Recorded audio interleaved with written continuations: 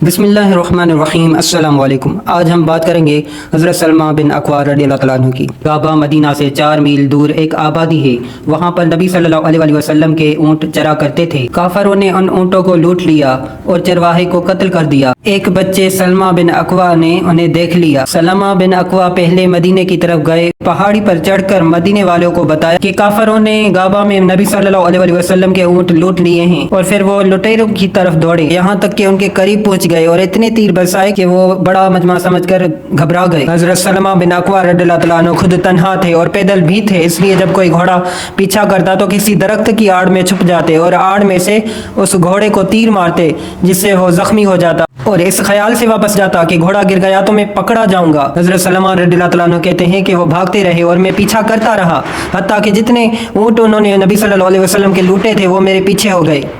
حضرت سلمہ رضی اللہ تعالیٰ عنہ کہتے ہیں کہ غرض وہ بھاگتے رہے اور میں پیچھا کرتا رہا، حتیٰ کہ جتنے اونٹ انہوں نے نبی صلی اللہ علیہ وسلم کے لوٹے تھے وہ میرے پیچھے ہو گئے، اور 30 برچھے اور 30 چادریں وہ اپنی چھوڑ گئے۔ اتنے میں ایک جماعت ان کے پاس پہنچ گئی اور ان لٹیروں کو طاقت حاصل ہو گئی، اور ان کو یہ بھی معلوم ہو گیا کہ میں اکیلا ہوں۔ ان کے کئی آدمیوں نے مل کر میرا پیچھا کیا، میں ایک پہاڑ پر چڑھ گیا اور وہ بھی چڑھ گئے۔ جب میرے قریب ہو گئے تو میں نے کہا کہ ذرا ٹھہرو، میری بات سنو، تم مجھے جانتے بھی ہو کہ میں کون ہوں؟ انہوں نے کہا کہ بتاؤ تم کون ہو؟ میں نے کہا میں اکوع کا بیٹا ہوں، تم میں سے کوئی مجھے پکڑنا چاہے تو نہیں پکڑ سکتا، اور میں تم میں سے جس کو پکڑنا چاہوں وہ مجھ سے ہرگز نہیں چھوٹ سکتا۔ ان کے متعلق چونکہ عام طور پر یہ شہرت تھی کہ بہت زیادہ دوڑتے ہیں، حتیٰ کہ عربی گھوڑا بھی ان کا مقابلہ نہیں کر سکتا، اس لیے دعویٰ کچھ عجیب نہیں تھا۔